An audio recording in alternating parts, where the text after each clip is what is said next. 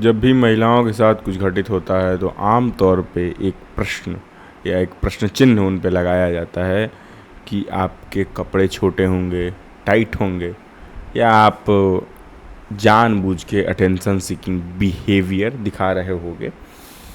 लोग ऐसा क्यों कहते हैं, इसके पीछे के मनोविज्ञान पे हम बात करेंगे, या उनके छिपे आलस्य की हम बात करेंगे कि वो ऐसा क्यों करते हैं।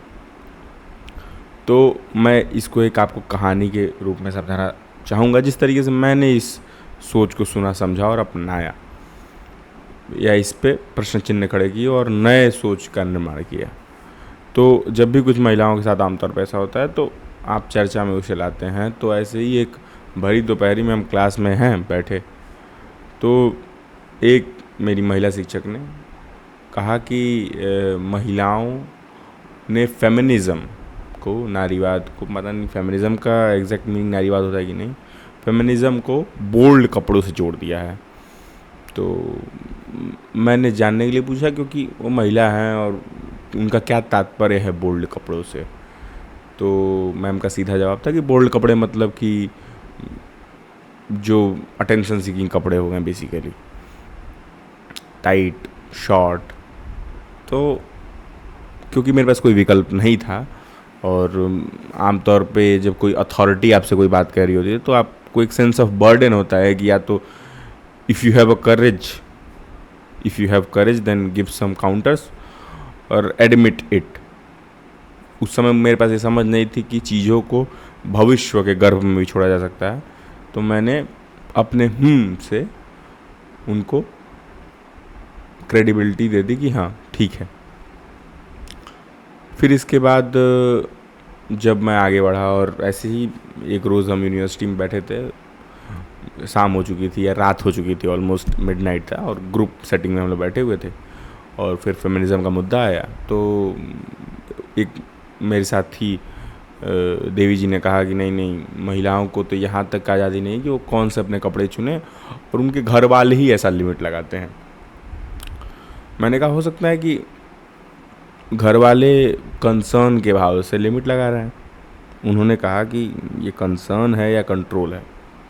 अब ये विचार उस समय आमतौर पे जब भी ऐसा कुछ होता है जिसका जवाब मेरे पास नहीं होता है, आमतौर पे मैं महसूस करता हूँ, तो मैं अपने कानों को, ये जो कान का टिप है, टिप ऑफ द ईयर, उसको मैं ऐसे रगड़ने लगता हूँ।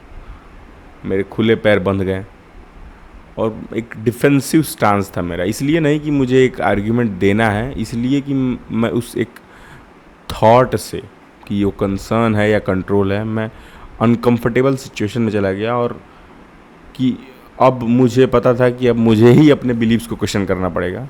खैर शाम मतलब रात ख़त्म हुई, डिस्कशन ख़त्म हुआ, हम अपने अपने हॉस्टल्स में गए, पर मैं सो नहीं पा रहा था। मैं इस करवट से उस करवट, उस करवट से इस करवट, केवल इसलिए कि मैं ये नहीं जान पा रहा था कि क्या सच में कंसर्न है। क्योंकि माँ बाप तो अपने बच्चे पे ही तो नियंत्रण रख सकते हैं, समाज इतना ख़राब है, उनको क्या पता कि कौन कैसा होगा। ठीक है, बात सही है।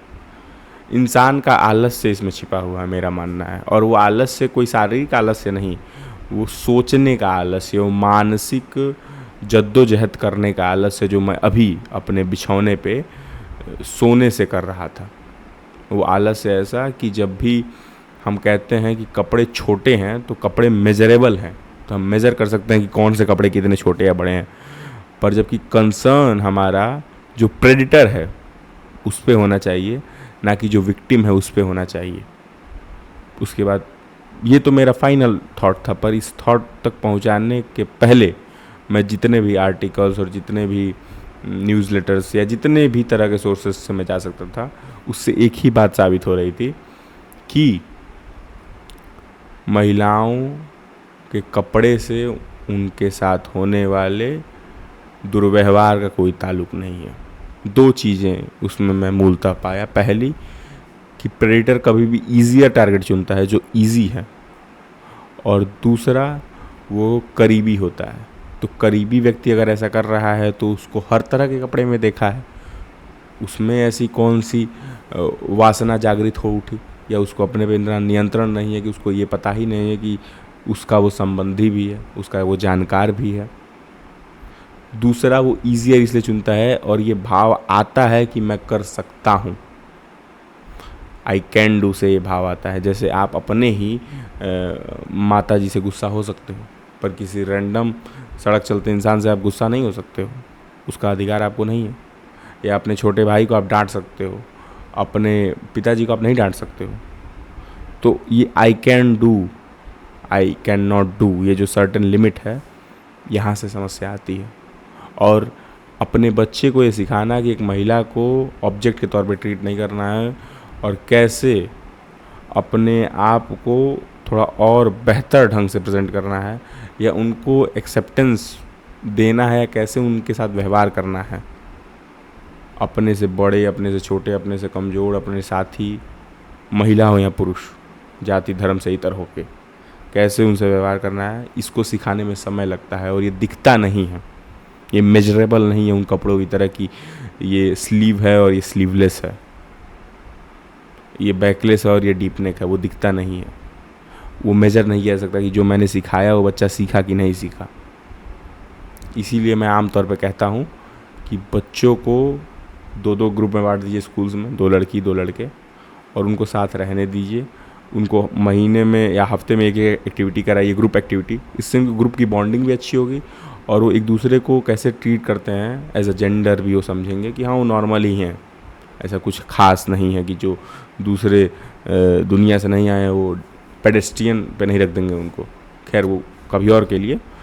पर मेरा मुद्दा यही है कि फिर उसके बाद मैंने साहस किया और इतनी जद्दोजहद के बाद मैंने बातचीत में वापस से इसको कन्फ्रंट किया अपनी मैम से, अपने एडवाइज़र से, या प्रोफेसर कह लीजिए, कि जो भी मैंने एसेस किया था कि वो कैसे ईजी टारगेट्स को चूज़ करते हैं, और ये मेरे हिसाब से तो भाव से आता है कि आई कैन डू, ना कि लड़की के कपड़े के स्लीव से। और शायद हम आलस के मारे राइट कंसर्न को रेज़ नहीं कर रहे हैं और विक्टिम ब्लेमिंग की तरफ बढ़ रहे हैं, और ब्लेम पॉइंट्स टूवर्ड्स नथिंग। जब तक हम ब्लेम गेम खेलते रहेंगे हम नहीं बढ़ पाएंगे आगे समस्याओं की तरफ और उनके समाधान की तरफ। तो शायद उन्होंने एग्रीमेंट तो नहीं किया, जो कि मैं एक्सपेक्ट भी नहीं करता हूँ कि अगर आप किसी के सामने पहली बार कोई तर्क दें तो एग्री कर जाए, इसका मतलब बस वो भेड़ मात्र है।